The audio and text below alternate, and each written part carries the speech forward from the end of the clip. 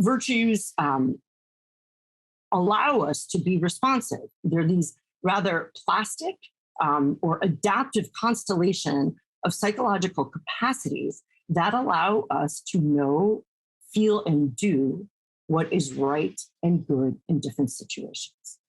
So we habituate these patterns of thinking and feeling and doing that enable us to be adaptive and ninja-like in different situations to know how to respond with gratitude.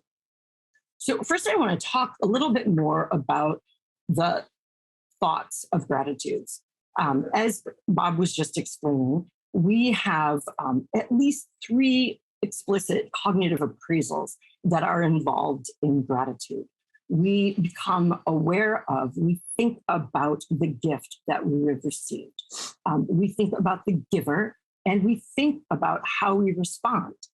Now, as Thrive Fellow Rebecca Bear so beautifully began to explain yesterday, our beliefs and the narrative that informs our life and how we make sense of the world provides meaning for these cognitive construals. So, for example, this might look like an old chain of beads, but it was a gift that I received from my 104-year-old great aunt when she passed away. So this gift might have more significance than it might appear.